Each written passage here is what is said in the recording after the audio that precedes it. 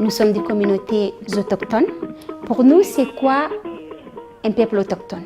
C'est notre vie et survie qui est liée à l'environnement et dont nous dépendons.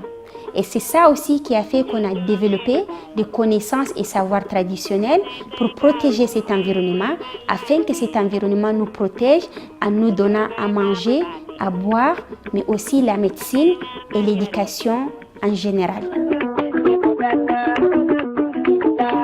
AFPAT essaie de protéger les droits de ces communautés qui sont pour la plupart nomades à 100%, mais aussi il y a les sédentaires qui sont des semi-nomades, qui sont obligés de coopter avec l'environnement en faisant l'agriculture de subsistance. Nous travaillons aussi au niveau national pour essayer de transcrire les besoins de ces communautés, dont les droits de base qui sont l'éducation, la santé et l'accès à l'eau potable. Jamais les femmes et les hommes s'asseyaient ensemble pour discuter les besoins communautaires. Nous avons pu créer une stratégie pour dépasser ces tabous et traditions, pour mettre les hommes, les femmes ensemble, discuter de leur avenir. La deuxième réussite qu'on a faite, c'est d'avoir confiance en la communauté elle-même pour se défendre. Mais il y a beaucoup d'autres réussites qui ne sont pas liées directement à la communauté. En 2012, le gouvernement a pris la décision de créer la direction de l'éducation des enfants nomades, insulaires et à zone reculée. Ça, moi, je trouve, c'est une grande réussite qu'on a pu faire.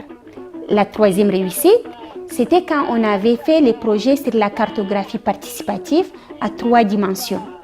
Pour nous, c'était un outil pour aider les communautés à résoudre le conflit, mais aussi à déterminer la gestion durable de leurs ressources naturelles qui sont restées. À la suite, après plusieurs plaidoyers avec d'autres organisations, il y a eu les réouvertures des couloirs de transhumance qui est décrété par le ministère de l'élevage dans 60 000 km. Les autres réussites, au-delà du niveau local, national, c'est au niveau international. Les négociations du changement climatique n'ont jamais mentionné les peuples autochtones. J'ai eu la chance et l'honneur d'être la coprésidente du Forum international des peuples autochtones pour le changement climatique. Alors j'ai rencontré plusieurs personnalités du monde, des présidents, des acteurs, juste des personnes de bonne œuvre, mais on a eu l'accord de Paris qui a reconnu les droits des peuples autochtones, ce qui n'est jamais arrivé depuis 20 ans. On n'est pas un État, mais on a le droit de s'asseoir avec les 196 pays de la Convention et négocier avec eux nos droits à la terre, comment nous apportons des solutions pour lutter contre le changement climatique et protéger les peuples.